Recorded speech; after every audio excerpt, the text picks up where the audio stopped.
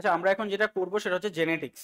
এটা মেন্সের টপিক। আমরা অলরেডি এই ক্লাসটা করেছি এমসিকিউ থিওরিতে, বাট এরকম ভাবে নয়। আমরা এমসিকিউ থিওরিতে জেনেটিক্স, ক্রোমোজোম, জিন একসাথে পড়েছি, বাট এটা পিওরলি জেনেটিক্স।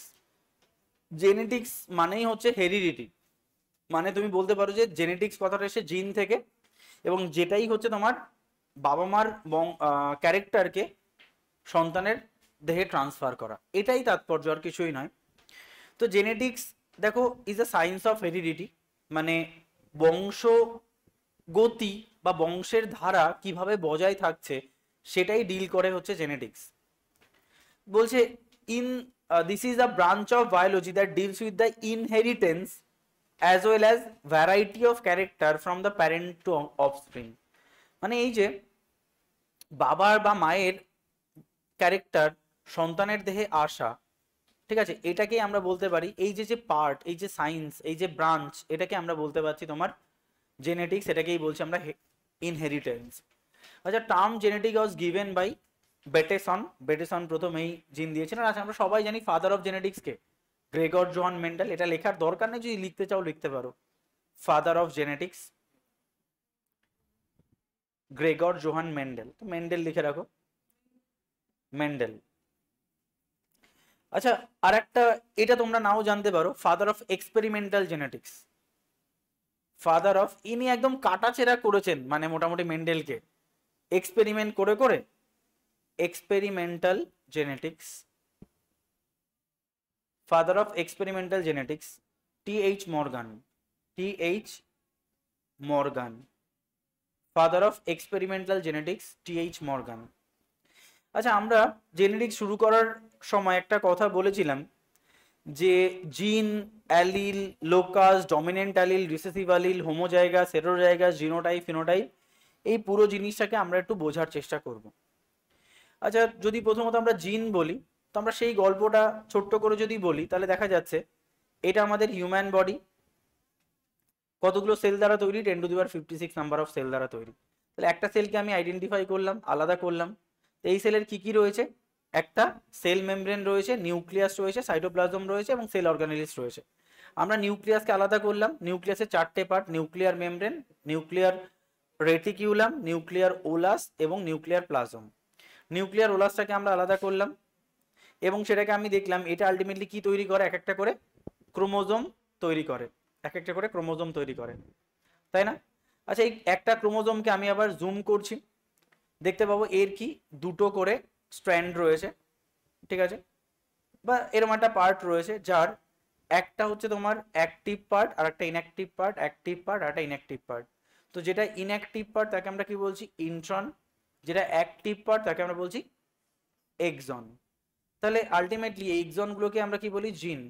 জিন is nothing but a character. when gene expresses, this is called gene expression, gene expresses by producing protein। মানে এই জিন বা ডিএনএ, এই ডিএনএ কি তৈরি করে? একটা ফাংশনাল এমআরএনএ তৈরি করে। এই এমআরএনএ আলটিমেটলি একটা প্রোটিন তৈরি করে, ঠিক আছে, by compilation of amino acids. এই প্রোটিন হচ্ছে এই জিনের একটা এক্সপ্রেশন। তার মানে এটাকে আমরা বলছি জিন এক্সপ্রেশন। ধরো আজকে আমাদের বডি ব্ল্যাক কালার বা হোয়াইট কালার কেন হচ্ছে? In presence of melanin gene or absence of melanin gene. যদিও একটা এক্সপেরিমেন্ট বলছে যে কোনো বডিতেই melanin producing cell is fixed. আমাদের প্রত্যেকের বডিতে মেলানিন প্রডিউসিং জিন হচ্ছে মেলানোসাইটস, দ্যাট ইজ ফিক্সড। যার বডিতে এই মেলানিন প্রোটিন তৈরি হচ্ছে তার বডি ব্ল্যাকিশ হচ্ছে, যার বডিতে মেলানিন প্রোটিন তৈরি হচ্ছে না তার বডিতে বডি হোয়াইট হচ্ছে। তার হোয়াইট বডি মানেই বিরাট কিছু, এরকমটা নয়, ব্ল্যাক বডি মানেই ভালো, ঠিক আছে। তো এটা হচ্ছে তোমার জিন এক্সপ্রেশন। তাহলে জিন এক্সপ্রেশন, তাহলে আমরা এটা দেখে নিলাম জিন জিনিসটা কি? Part of DNA that is responsible for a particular character. আমি কি বললাম? জিন is nothing but a character. তাহলে জিন হচ্ছে ডিএনএ এর একটা সেগমেন্ট যেটা একটা ক্যারেক্টার। আচ্ছা, যেমন আমি যদি তোমাকে বলি যে আজকে লম্বা, লম্বা হওয়া কি একটা ক্যারেক্টার? লম্বা বা বেটে একটা ক্যারেক্টার। তো আমি যদি বলি যে এটা আমার ডিএনএ, তো ডিএনএর এই সেগমেন্টটায় দুজন পাশাপাশি বসে রয়েছে, একটা হচ্ছে বড়টি, একটা ছোটটি। তাহলে এই যে দুটোই কি? জিন। আচ্ছা, এই টিটা লম্বা হওয়ার ক্যারেক্টার বহন করে। তো তুমি ভাবো এই জিন কিভাবে এক্সপ্রেস হয়? By producing protein. যদি এই জিনটা তার প্রোটিন তৈরি করে তাহলে সে লম্বা হবে, যদি এই জিনটা তার প্রোটিন প্রডিউস করে তাহলে সে বেটে হবে। তাহলে T X T is nothing but a character. তাহলে এই টিটাকে আমরা কি বলবো? একটা জিন। ঠিক আছে। আচ্ছা আমরা দেখলাম যে এটা যদি এই যে জিনটা পার্টিকুলার ডিএনএ এর একটা সেগমেন্টে রয়েছে, তাহলে এই যে সেগমেন্টে রয়েছে, আচ্ছা আমি একটা বাড়িতে থাকি, তুমি একটা বাড়িতে থাকো, এই বাড়িটাকে কি বলা হয়? জিনের বাড়ি। তো এই প্লেসটাকে আমরা বলি কি? লোকাস। তাহলে জিন যেখানে রিসাইড করে তাকে আমরা বলি লোকাস। তাহলে দেখো লেখা রয়েছে ফিক্সড লোকেশন অফ ক্রোমোজোম হয় জিন আর ফাউন্ড বা রিসাইড। জিন যেখানে থাকে তাকে আমরা লোকাস বলি। আচ্ছা দেখতে পাচ্ছ একটা বৈশিষ্ট্যের দুটো ভিন্নধর্মী ক্যারেক্টার রয়েছে, একটা লম্বা একটা বেটে, তাই না? একটা বড়টি একটা ছোটটি। তাহলে এরা পরস্পরকে কি বলবো? দুজনে কিন্তু একটা বৈশিষ্ট্যের জন্য দায়ী, কেউ লম্বার জন্য কেউ বেটের জন্য, বাট বৈশিষ্ট্য কিন্তু বডি হাইট, তাই না? বৈশিষ্ট্য একটাই, বডি হাইট, বাট কেউ লম্বা বডি কেউ বেটে বডি তৈরি করছে। তাহলে একটা বৈশিষ্ট্যের জন্য রেসপন্সিবল দুটো জিনকে একত্রে আমরা বলি অ্যালিল। তাহলে অ্যালিল কি? দেখো অল্টারনেটিভ ফর্ম অফ জিন আর কল্ড অ্যালিল। দেখো দুটো অল্টারনেটিভ ফর্ম না, একটা লম্বা একটা বেটে, তাহলে একে আমরা বলবো অ্যালিল। দেখো T is for tallness, small t is for dwarfness, মানে একজন লম্বার জন্য দায়ী একজন বেটের জন্য দায়ী। তাহলে T and t are called allele, দুজনকে আমরা অ্যালিল বলছি। তাহলে বুঝতে পারলাম জিন কাকে বলে, অ্যালিল কাকে বলে, লোকাস কাকে বলে। আচ্ছা এবার আমি তোমাকে বলছি যে একটা জিনের, এদিকে তাকাও, একটা জিনের দুটো, একটা ডিএনএর দুটো বা একটা ডিএনএর একটা লোকাসে দুজন অবস্থান করছে, তাহলে দুজনই একটা বৈশিষ্ট্যের জন্য দায়ী, কি সেটা? Body height. আচ্ছা যদি এই জিনটা, আচ্ছা আচ্ছা এবার বলো কারো বডি লম্বা কখন হবে? যদি এই জিনটা এক্সপ্রেস হয়, তাই না? তাহলে সে লম্বা হবে। যদি এই জিনটা এক্সপ্রেস হয় তাহলে বেটে হবে। আচ্ছা কেন এই জিনটা এক্সপ্রেস হবে? তার মানে এই জিনটা এই জিনের উপরে ডমিনেন্ট না, প্রকট। আচ্ছা আমাদের পরিবারকেই দেখো, আমাদের পরিবারের হেডকে বাবা, ঠিক আছে, যদি এটা হওয়া উচিত নয় কিন্তু বাবা, কেন আমরা সবাই বাবার কথা শুনি? তাহলে বাবাকে আমরা কি বলবো? Dominant member. এখানে দেখো সম স্থানে দাঁড়িয়ে রয়েছে কে? মা। বাবা যে জায়গায় মাও কিন্তু সেই জায়গায়, কিন্তু মা বাবার কথা শোনে, তার মানে বাবা এখানে ডমিনেন্ট। কোনো কোনো পরিবারে দেখবে মা বাবা মার কথা শোনে, আছে তো, সেটাও কিন্তু একটা সিনারিও। তখন আমার স্মল বডি তৈরি হয়, মানে এর মধ্যে একটা অ্যালিল আর একটা অ্যালিলের উপরে প্রকট, একে আমরা কি বলবো? Dominant allele. যে অ্যালিলটা আর একটা অ্যালিলের উপর প্রকট হবে তাকে আমরা বলবো ডমিনেন্ট অ্যালিল, মানে বড় টি ইজ ক্যাপিটাল ওভার ছোট টি। এটা এটা প্রথাগতভাবে সত্য। যদি দুটো অ্যালিলের মধ্যে একটা অ্যালিল বড় হয় একটা অ্যালিল ছোট টি হয়, তাহলে বড়টির বৈশিষ্ট্যই প্রকাশ পাবে, এটা দেখা গেছে। ক্লিয়ার? তাহলে এটাকে বলবো আমরা ডমিনেন্ট অ্যালিল, আর এটাকে আমরা বলবো রিসেসিভ অ্যালিল। মানে ছোটটিকে আমরা কি বলবো? রিসেসিভ অ্যালিল, আর বড়টিকে আমরা কি বলবো? Dominant allele. আচ্ছা এবার হোমোজাইগাস, তুমি ভাবো তো, এবার তুমি সেম সিনারিওটা চিন্তা করো। আচ্ছা বাবার বডিতে বড়টি ছোটটি রয়েছে, মায়ের বডিতেও বড়টি ছোটটি রয়েছে। আচ্ছা মা যখন বা বাবা যখন গ্যামেট তৈরি করবে, তাহলে বাবা একটা টি দিয়ে গ্যামেট তৈরি করবে, আবার আরেকটা টি দিয়ে গ্যামেট তৈরি করবে, গ্যামেটের সময় আলাদা হয়ে যায় ক্রোমোজোমগুলো। মাও একটা গ্যামেট তৈরি করলো, বাবাটা গ্যামেট তৈরি করলো। আচ্ছা বলো তো এই বড়টি এই বড়টির সঙ্গে মিক্সিং হলো, তাহলে দুটো বড়টি বড়টি তৈরি হলো না? তাহলে এই যে হোমো কথার অর্থ কি? সম। যেমন হোমো সেক্সুয়াল মানে একই লিঙ্গের। তাহলে এই যে বড়টি বড়টি এদেরকে বলবো হোমো জাইগাস। কেন? দুটো জাইগোট মিলেছে হোমো ক্যারেক্টার, তাই this is called homozygous. Same যদি ছোটটি ছোটটি মিক্সিং হয় তাহলে একে আমরা কি বলবো? হোমো জাইগাস। হেটেরো কেন বলবো? হোমো, এটাও হোমো জাইগাস। এরা ছোটটি ছোটটি হোমো জাইগাস, এ বড়টি বড়টি হোমো জাইগাস। কিন্তু যদি এটার সঙ্গে এটার মিক্সিং হয়, সরি এটার সঙ্গে এটার মিক্সিং হয়, তাহলে কি হবে? বড়টি ছোটটি, এটাকে বলবো হেটেরো জাইগাস। কেন? দুটো হেটেরো ক্যারেক্টার মিক্সিং হয়েছে। ক্লিয়ার? তাহলে এটা হচ্ছে তোমার হেটেরো জাইগাস। তাহলে আমরা এখান থেকে দেখে নিলাম যে হোমো জাইগাস হচ্ছে বড়টি বড়টি ছোটটি ছোটটি, আর হেটেরো জাইগাস হচ্ছে বড়টি ছোটটি। ক্লিয়ার? আচ্ছা নেক্সট দেখো, নেক্সট হচ্ছে জিনোটাইপ এবং ফিনোটাইপ। আচ্ছা দেখো একটা জিনিস, সেটা হচ্ছে আমি আবার সেই উদাহরণে ফিরে যাচ্ছি। আবার উদাহরণ বলতে দেখো বড়টি ছোটটি, বড়টি ছোটটি এরা কি গ্যামেট তৈরি করছে? একটা বড়টি গ্যামেট একটা ছোটটি গ্যামেট, এও একটা বড়টি গ্যামেট একটা ছোটটি গ্যামেট তৈরি করছে। আচ্ছা বলো তো এই চারটে যদি আমরা মিক্সিং করি তাহলে কটা ক্যারেক্টার পাবো? টোটাল চারটে ক্যারেক্টার পাবো।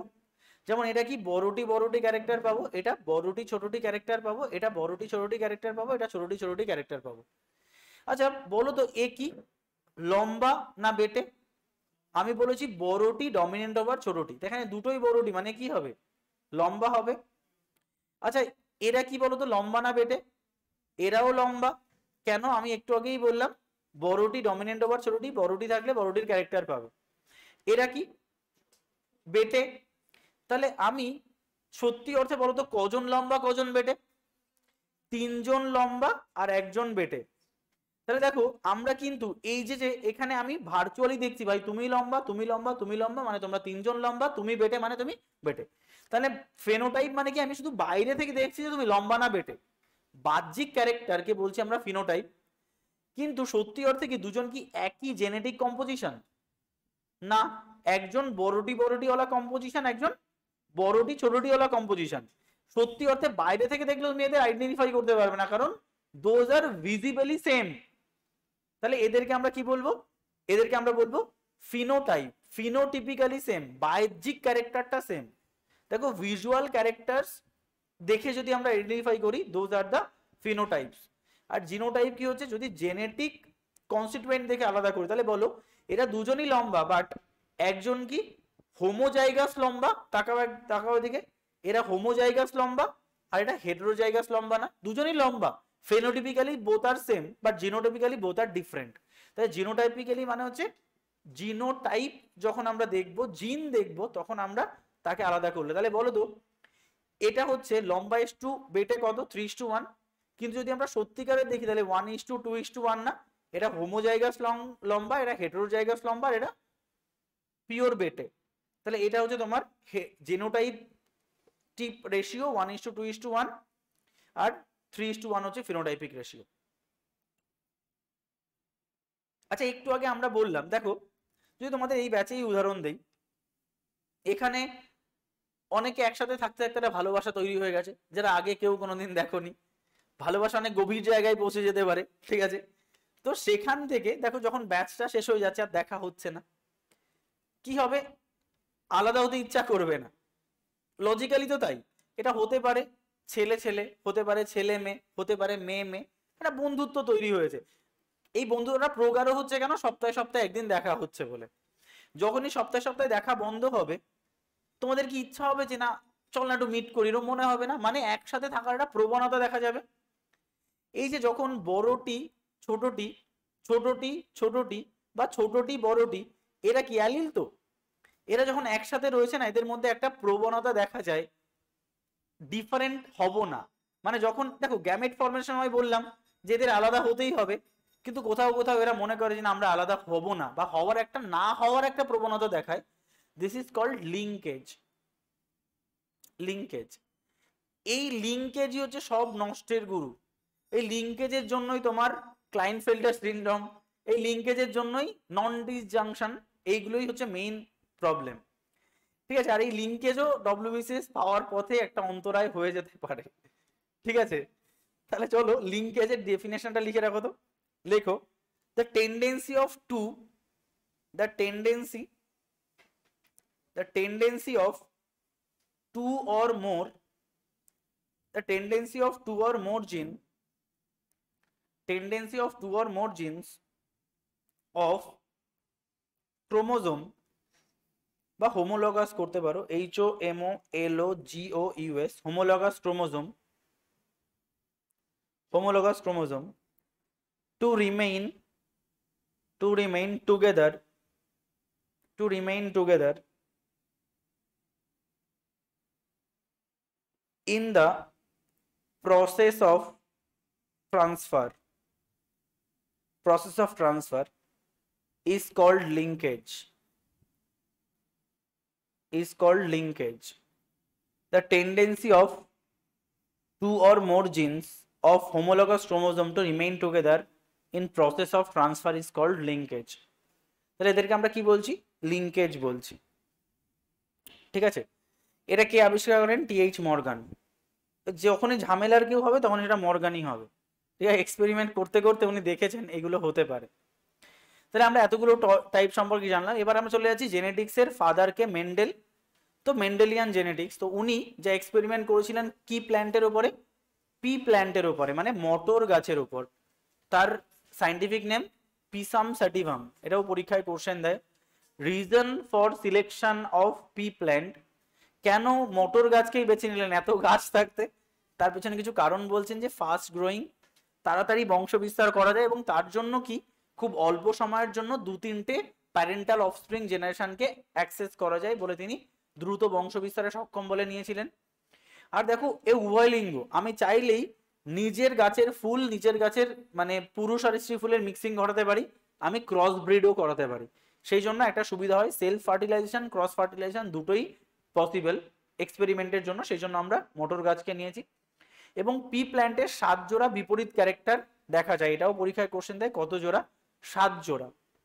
7 জোড়া বলতে ভিজিবল 7 পেয়ার্স অফ ক্যারেক্টার হতে পারে, যে ফুলের রং সবুজ হলুদ, তাহলে একটা পেয়ার অফ ক্যারেক্টার।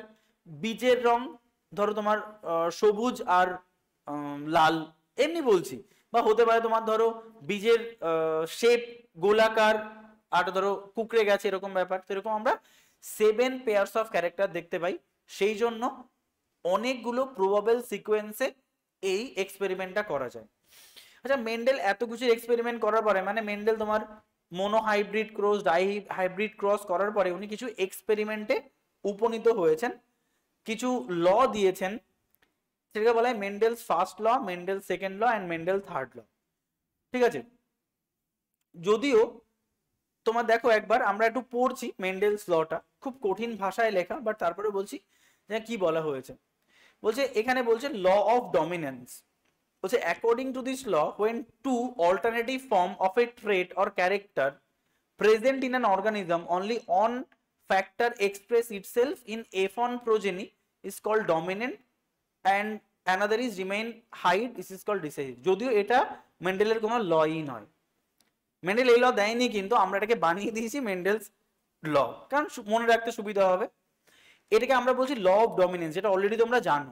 মেন্ডেল বলছে যে একটা অ্যালিল বা একটা ঘরে দুটো অ্যালিল থাকে, একটা বড়টি একটা ছোটটি, বা ছোটটি বড়টি যাই হতে পারে, এর মধ্যে যে কোনো একজনের বৈশিষ্ট্য প্রকাশ পাবে পরের জেনারেশনে, তাই না? তাহলে তুমি ভাবো বাবার থেকে বড়টি এসছে, মায়ের থেকে ছোটটি এসছে, তার মানে এরা একটা কি তৈরি করেছে? এরা একত্রে একটা অ্যালিল ফরমেশন করেছে। এবার দেখা যাচ্ছে ছেলেটা কি হয়েছে? লম্বা হয়েছে, তার মানে বাবারটিটা প্রকাশ পেয়েছে। তাই বলছে দেখো according to this law when two alternative form দেখো অফ এ ট্রেট, একই বৈশিষ্ট্য দুটো অল্টারনেটিভ ফর্ম, লম্বা এবং বেটে, অর ক্যারেক্টার বা যাই বলো প্রেজেন্ট ইন অ্যান অর্গানিজম, তাহলে দুটো অল্টারনেটিভ ফর্ম একটা অর্গানিজমে present, only one factor express, that means either tall না হয় ডুয়ার্ফ। এটাকে আমরা বলছি যে প্রকাশ পাচ্ছে তাকে আমরা ডমিনেন্ট বলি, যেটা আমরা এখানে বলেছিলাম, আর যে প্রকাশ পাচ্ছে না তাকে আমরা রিসেসিভ বলি। ঠিক আছে, দেখো এই লয়ের এক্সপেরিমেন্টও করা হয়েছে। এক্সপেরিমেন্ট করে বলা হয়েছে ইনকমপ্লিট ডমিনেন্স, যে না মেন্ডেল তুমি যা বলেছো একটা জায়গায় এটা অ্যাপ্লিকেবল নয়। বলে কোথায়? বলছে যে সন্ধ্যা মালতী বা স্ন্যাপড্রাগন, এই যে গাছ, এই গাছের একটা লাল ফুল হয় আর একটা কি হয়? সাদা ফুল হয়। তাহলে বলছে আচ্ছা তুমি যদি লাল ফুল আর সাদা ফুলকে ক্রস ব্রিড করাও, তাহলে হিসাবে আইদার লাল না হয় সাদা হওয়া উচিত, কারণ একজন ডমিনেন্ট হবে। কিন্তু কেন গোলাপি ফুল হচ্ছে? মেন্ডেলের ব্যাখ্যা দিতে পারেনি। ঠিক আছে, সেই জন্য এটাকে বলা হয় না, সবকিছুর এক্সেপশনাল থাকে, 90% law of dominance rule follow করে, আর 10% নাও করতে পারে। This is called incomplete dominance, মানে হয়তো লাল ডমিনেন্ট হতে হতে গিয়ে পুরোটা করতে পারেনি, তাই লাল আর সাদার একটা মিক্সিং বেরিয়েছে গোলাপি, তাই this is called incomplete dominance. যেটা কোথায় দেখা যায়? স্ন্যাপড্রাগন বা মিরাবিলাস জালপাতে, তোমার সন্ধ্যা মালতীতে। বলছে দেখো white flower cross with red flower produce pink flower. Clear? তাহলে মেন্ডেলের প্রথম ল কাটাছেড়া করে দিলাম আমরা, ইনকমপ্লিট ডমিনেন্স। শুধু তাই নয়, আচ্ছা কোন কোন পরিবারে মাও আইএএস অফিসার, বাবাও আইএএস অফিসার, ঠিক আছে, তো মা তো বাবার কথা শুনবে না, দুজনই পাওয়ারফুল। ভাই তুমি তোমার ফিল্ডে কথা বলো, আমি আমার ফিল্ডে কথা বলবো, আছে, ঠিক আছে। এখানে কোনো ডমিনেন্ট রিসেসিভের ব্যাপার নেই, মানে এখানে কি বলবো, দুজনই কো ডমিনেন্ট, দুজনই সমান পাওয়ারফুল। মেন্ডেল এটারও ব্যাখ্যা দিতে পারেনি। কিরকম ব্যাপার, আচ্ছা এবিও ব্লাড গ্রুপ আছে আমাদের বডিতে, যখন দেখো ও হচ্ছে নরম সরম ব্যক্তি, ঠিক আছে, ও অত ঝুট ঝামেলায় যায় না। যখন এ আর ও মিক্সিং হয় তখন কি তৈরি হয়, এ ব্লাড গ্রুপ তৈরি হয়। কেন, ও অলওয়েজ রিসেসিভ, এ অলওয়েজ ডমিনেন্ট। বি আর ও যখন মিক্সিং হয় তখন বি তৈরি হয়। কিন্তু বিপদ তো যখন হয় এ আর বি একসাথে থাকে, তখন ও বলে না আমিও প্রকাশ হতে দেবো না, তুমিও প্রকাশ হতে পারবে না, তাই দুজনই প্রকাশ পাবো A B blood group. This is called codominance, দুজনই দুজনই কিন্তু প্রকট।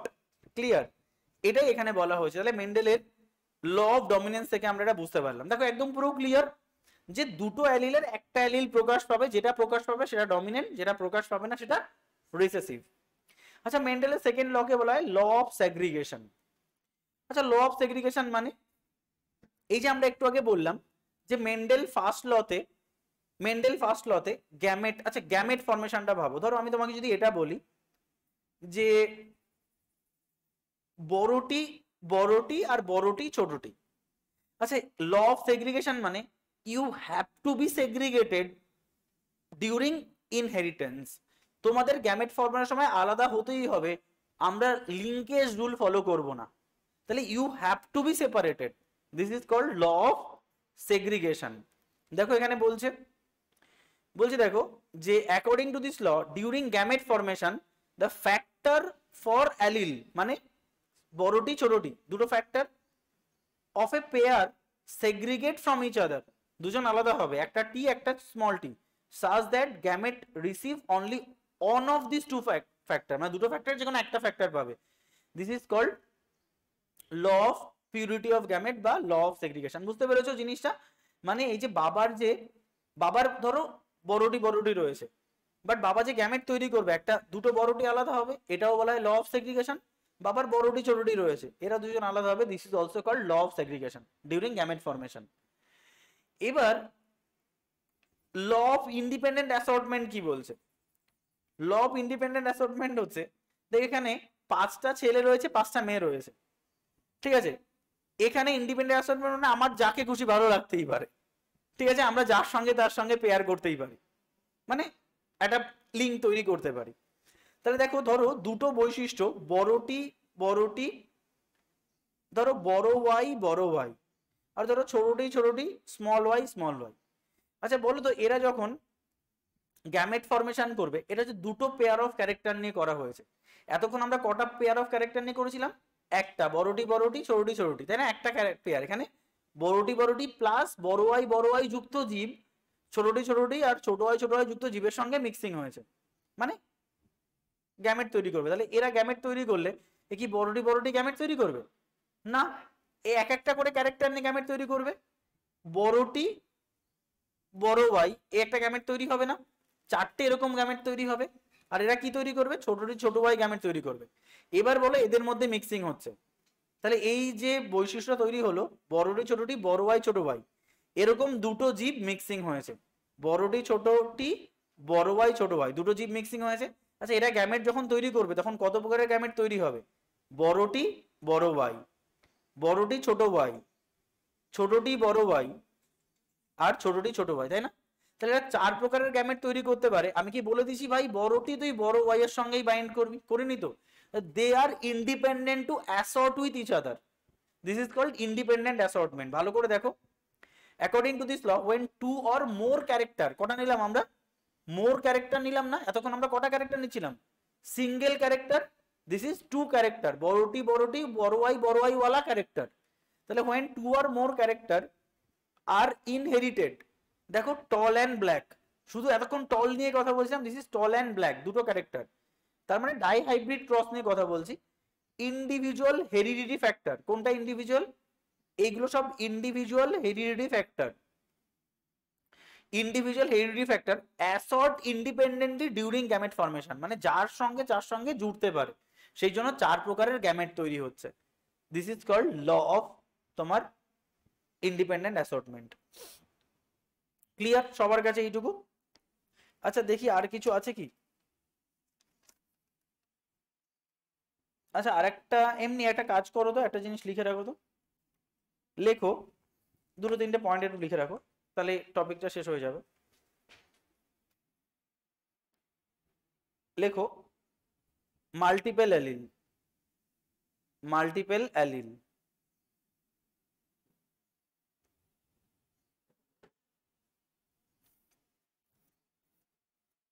জাস্ট এক্সাম্পল লিখে রাখো, example ABO blood group, ABO blood group.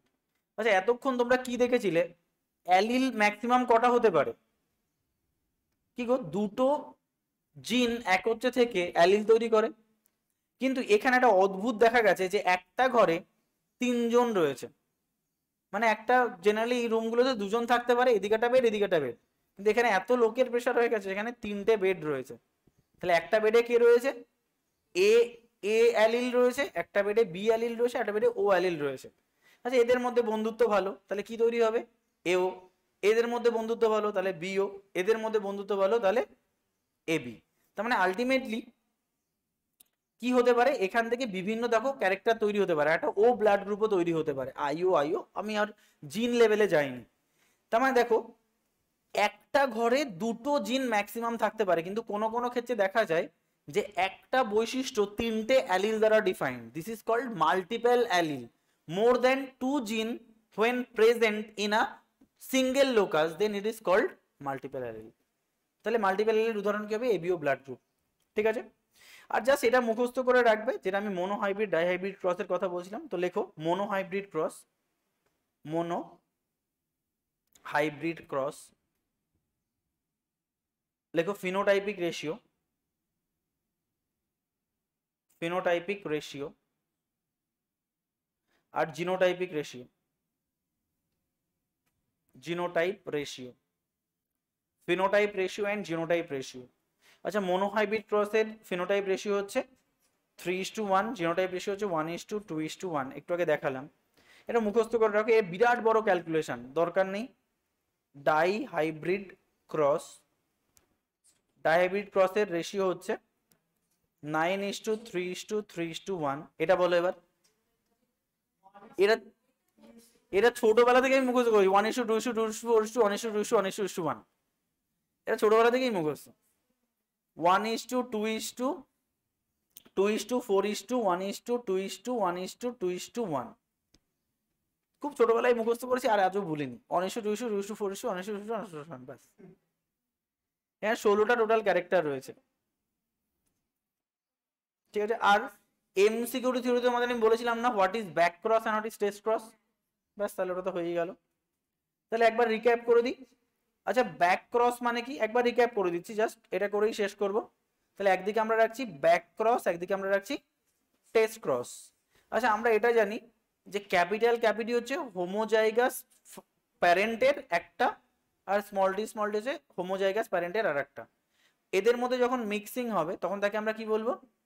Capital T small টি ওয়ালা জীব তৈরি হবে। আচ্ছা যখন অফস্প্রিং এর সঙ্গে প্যারেন্টাল জেনারেশনের ক্রস হবে then it is called back cross. মানে back cross capital T small t into capital T এটাকে আমরা ব্যাক ক্রস বলবো, বা ক্যাপিটাল টি স্মল টির সঙ্গে স্মল টি এটাকে আমরা বলবো ব্যাক ক্রস। কিন্তু যখন রিসেসিভ ক্যারেক্টারের সঙ্গে ক্রস হবে অনলি, নট ডমিনেন্ট, তখন তাকে আমরা বলবো টেস্ট ক্রস। যখন ক্যাপিটাল টি স্মল টির সঙ্গে মিক্সিং করে, মানে তাহলে আমি বলতে পারি সমস্ত টেস্ট ক্রসই ব্যাক ক্রস, বাট সমস্ত ব্যাক ক্রস টেস্ট ক্রস নয়। ব্যাস এইটুকুই, ছোটবেলায় আমরা পড়েছি এগুলো। ব্যাস হয়ে গেল একটা মেন্সের ক্লাস। টেস্ট ক্রসের সিগনিফিকেন্স জাস্টিফাই করা হয় যে এটা পিওর গ্যামেট, মানে হেটেরোজাইগাস মেল না বা হেটেরোজাইগাস নাকি হোমোজাইগাস। মানে আমি আবার বলে দিচ্ছি, ও বলছে টেস্ট ক্রসের তাৎপর্য কি। আচ্ছা দেখো আমি যদি টেস্ট ক্রস করব কেন, টেস্ট ক্রস করব হচ্ছে, আচ্ছা এ কি ফিনোটিপিক্যালি লম্বা না বেটে? লম্বা। তাহলে এ লম্বা, আবার যদি এ এটাও হতো সেও তো লম্বা। মানে আমি দেখতে চাইছি যে এই লম্বাটা হেটেরোজাইগাস লম্বা নাকি এই লম্বাটা হোমোজাইগাস লম্বা। তার জন্য আমরা কি করি? টেস্ট ক্রস করি। টেস্ট ক্রস করে দেখি। কি পাচ্ছি, একটা টি পাচ্ছি, এখান থেকে কি পাচ্ছি, স্মল টি ক্যাপিটাল টি, তাহলে আমি এখান থেকে একটা বড় টি ছোট টি পাচ্ছি, একটা ছোট টি পাচ্ছি। যদি দুটো আলাদা ইন্ডিভিজুয়ালের প্রজন্ম তৈরি হয় তার মানে এটা হেটেরোজাইগাস। আর যদি হোমোজাইগাস হয় তাহলে আমরা কি একটাই প্রজন্ম পাবো, বড়টি ছোটটি।